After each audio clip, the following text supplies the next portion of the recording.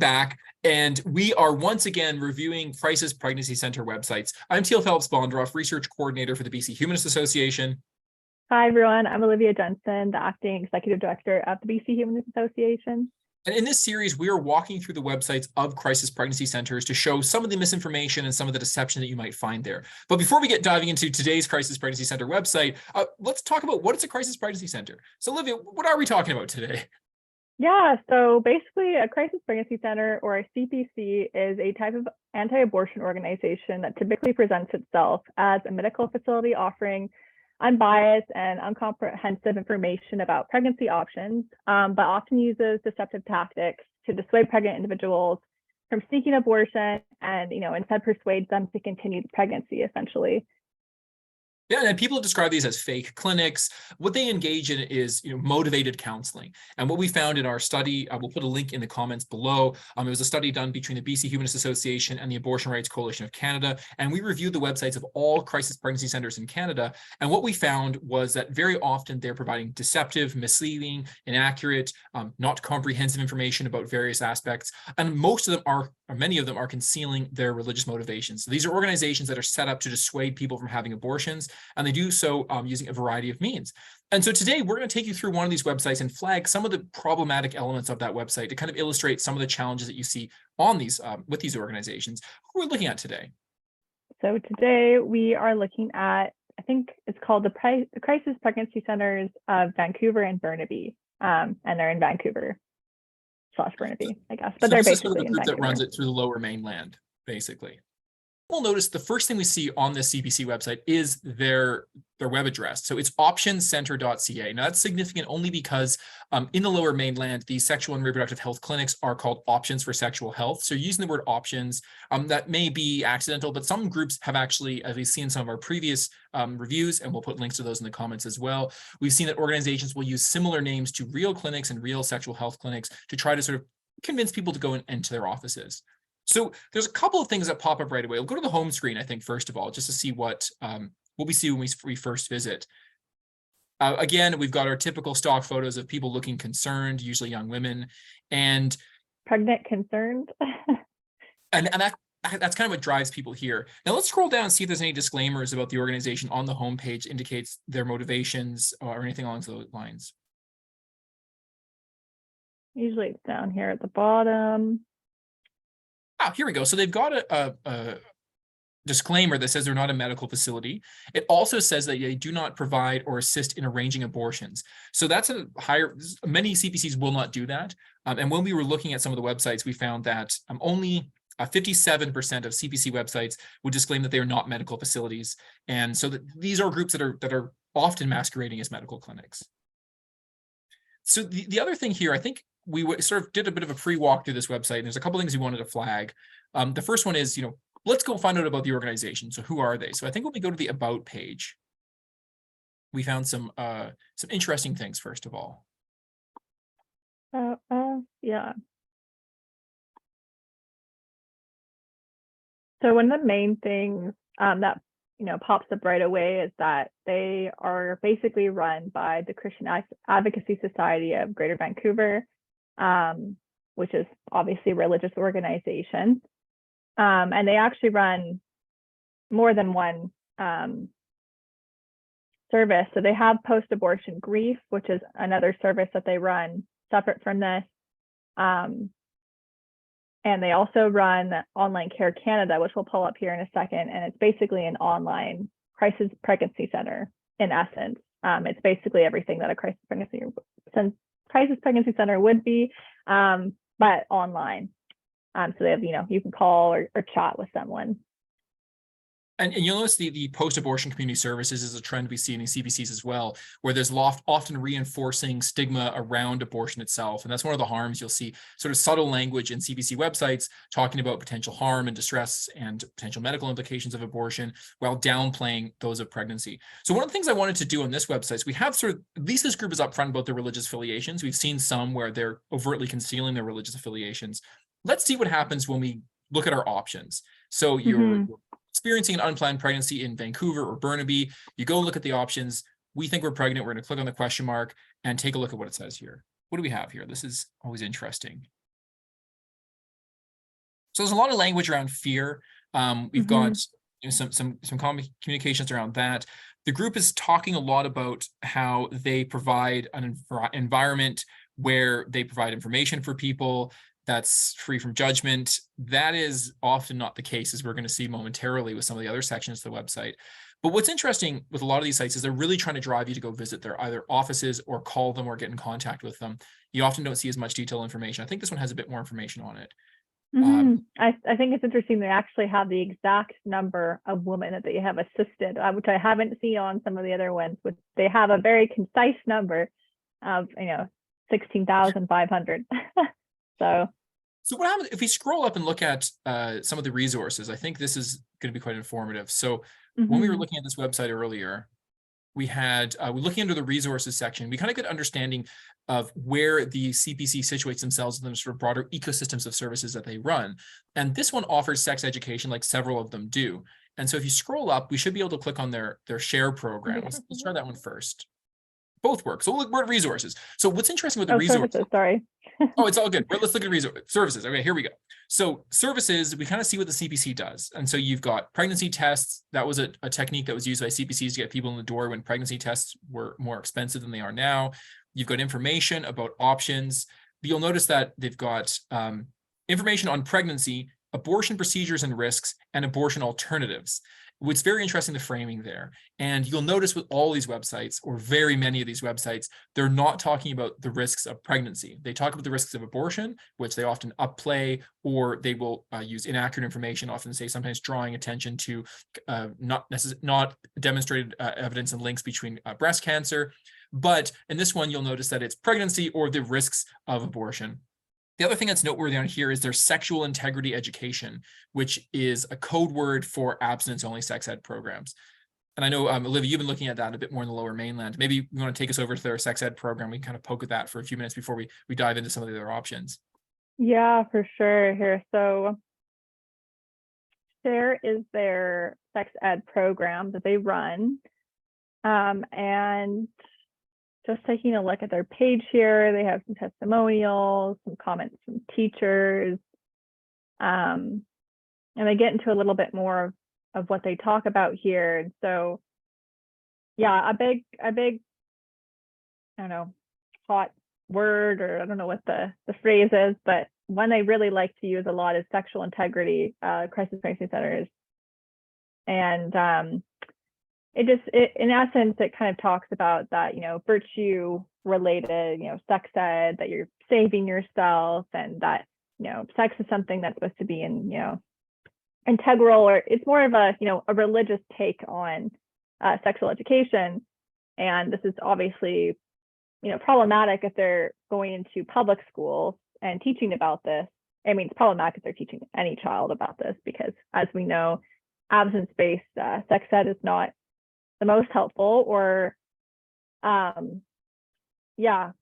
what we have found in some of our research is that they actually are going into public schools and they are teaching about this, which is highly problematic.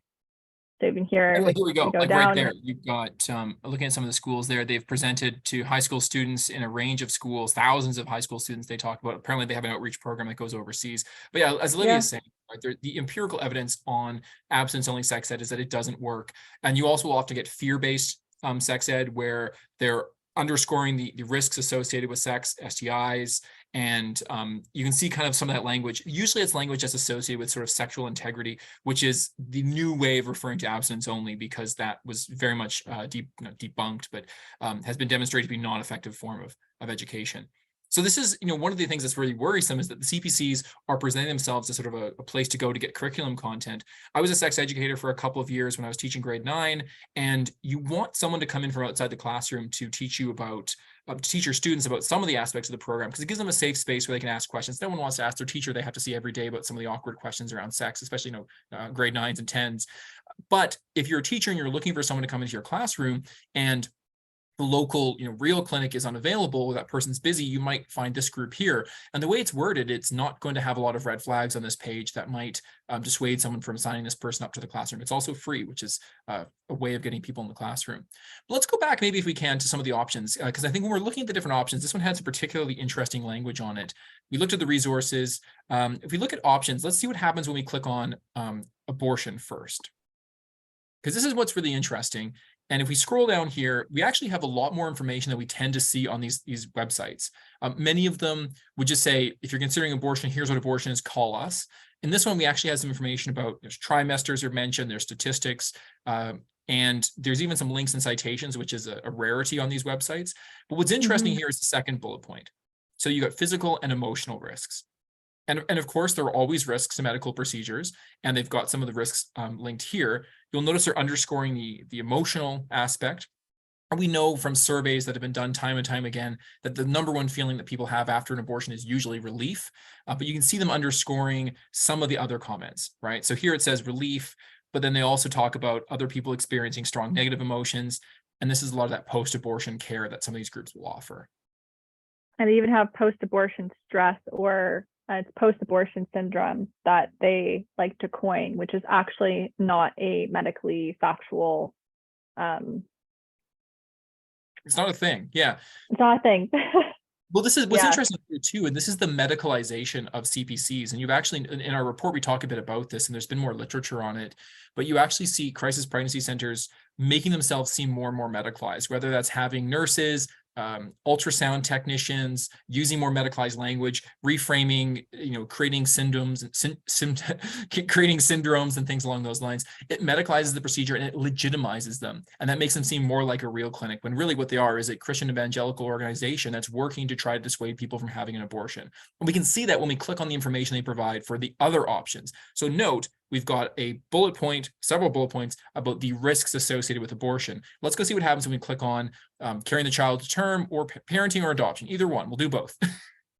Let's go with parenting. Yeah, take it away.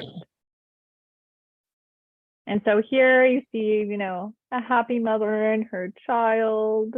And right away, I'm not really seeing any of the negatives of parenting or the risks of pregnancy, which from what I know, there's quite a few of them. Not only that, Olivia, like there's also the aspect of unplanned pregnancies are at a much higher risk to complications for the infant mother, because if you aren't expecting to get pregnant, you may be engaging in riskier behavior that would be contraindicated if you were planning on getting pregnant. So absolutely, especially if someone experiencing an unplanned pregnancy, there are higher risks. None of those are mentioned here. I don't see anything on there at all. No, just the experience of joy of becoming a parent, but none of the turmoil that comes along with that as well. So right here we see a double standard that is not being applied evenly to all of the choices. So parenting is this great thing that will happen to you. It'll change your life. It'll be, sunshine and rainbows. And if you get an abortion, you're going to be scarred for life. Here's all the terrible things that'll happen to you, and you should really reconsider. That's, basically. And here's some counseling for your post-abortion syndrome. Yeah, sorry, I didn't mean to jump in on you there. All good. So what happens if we click on adoption here? Because that's another one as well.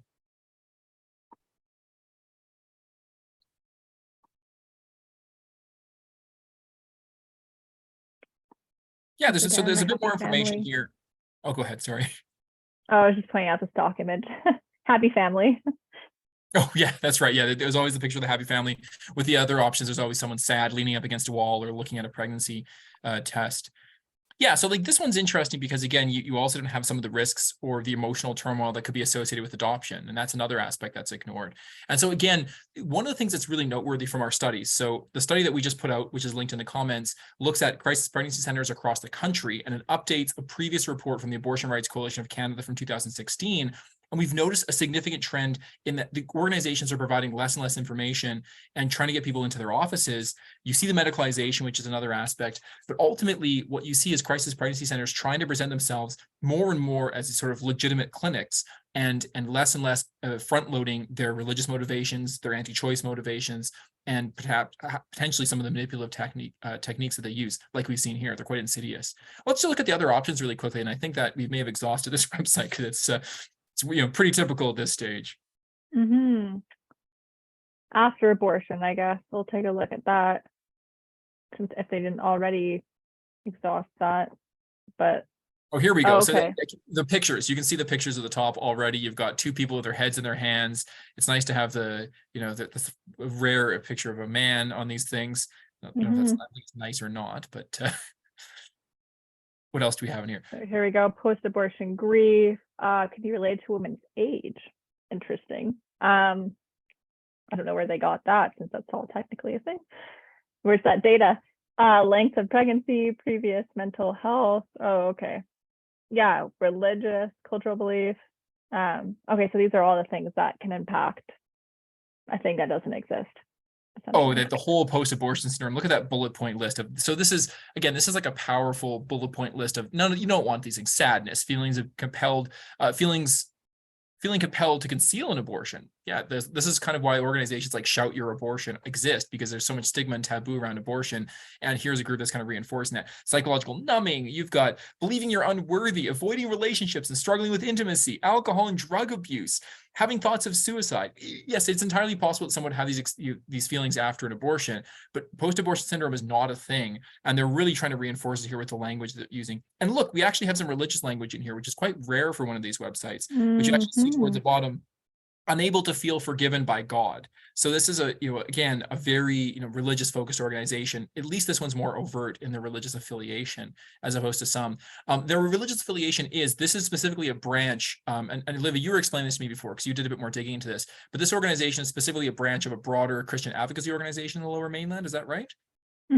Yeah, they are a program run by the Christian Advocacy Society of Greater Vancouver. Here, I have the website, so I'll pull that up actually. So here, actually, I'll jump back over so you can see pretty much the direct tie. So when you go to, I want to donate to the CPC, as it's not their website, it goes straight to the Christian Advocacy Society of Greater Vancouver. So it is done. They are run underneath, I guess, their charitable status. They're not too separate. And this one, at least, they're a bit more open with their religious stance. When we looked at these in our report, what we found was that in the original 2016 study, 96% of the websites indicated a religious stance, but in 2022, only 74 indicated a religious stance. And what's also important to note is that you had to dig for it sometimes. And so often it's a little disclaimer at the bottom of the page. And so that's an ongoing trend where you see efforts to conceal the motivation of these organizations. These are anti-choice organizations that exist to dissuade people from having abortions, but they make it harder and harder to notice that. And people in vulnerable situations experiencing an unplanned pregnancy don't have time or inclination, or aren't likely to go and do a detailed research project like we've done, following all the footnotes, going through the links, looking at groups and diving into their funding. And so that's what these organizations rely upon. And it allows them to get people in the door on the phone and give them that kind of counseling that dissuades them from making a choice. And it's motivated counseling.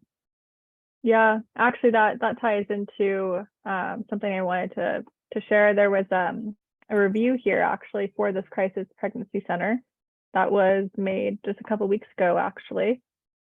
And this is someone that had gone in there thinking that they were pregnant. And right away, the first thing that they talk about. Can we make that a bit bigger, Olivia, before you jump in? Yeah, for sure. Let me zoom in a tad. This is a pretty interesting review. Here we go. So right away, this person is, a bit upset because they were given forms to fill out and they asked about the person's religion, which doesn't really seem like, that's not the pressing issue at hand, but I guess for them it was. And then they, were asked about what they would do if the test came back positive. And they said they responded honestly and that they would get an abortion. And they said, luckily it did come back negative, but instead of, just respecting that choice, they gave her they gave them a bunch of brochures and I guess information about the psychological negatives of abortion and resources in regards to that. And another thing I wanted to highlight down here, and I think this is, this really highlights why these places are so problematic and why, there's a lot of psychological harm that goes on here, is that she or they weren't, you know, at some point they were less anxious about the pregnancy, and they were actually more anxious about what the person's response would be to them being pregnant, knowing that they wanted to have an abortion. And I think that really speaks to, you know, that speaks to the weight of what these places can, you know, psychologically have on another person who's going through this. Like, you don't need to go somewhere to feel judged during the situation. Like, you're going through enough. You know, And if you scroll down, if you scroll up a tiny bit more, there was a line I think that you flagged before. I think that was this is the powerful aspect. Obviously, there's other reviews here, but here it is. Maybe it was the person in the room with me. I'm not sure what. Once she actually started the pregnancy test, I was filled with sudden anxiety, not about the possibility of being pregnant, but about how the woman would react if I was considering considering what I just said, that I would get an abortion. And so basically, you know, there's anxiety, but you also notice in the comment that the person's talking about having good bedside manner. In a sense, you're going to a place where you're getting one-on-one, you know, care from someone, a peer counselor. These are not actual counselors with that kind of formal training, but you're getting a one-on-one approach. In a sense, there's a lot of love bombing going on. And that's the kind of strategy that these CPCs use. They try to get someone in there. There's, you know, a woman is talking to another woman. It's sort of a peer kind of situation, walking them through the process, as opposed to other settings. But again, the setting here is always trying to direct someone towards choices other than abortion. So I think we'll probably leave it at that one, because we can talk about these things all day, and we're going to do a few more. But we want to thank everyone for joining us, and you can read our full report and the link in the comments. And if you have questions, let us know. We're always happy to answer questions as well. And we're going to do a few more deep dives into this, and we really appreciate people watching along.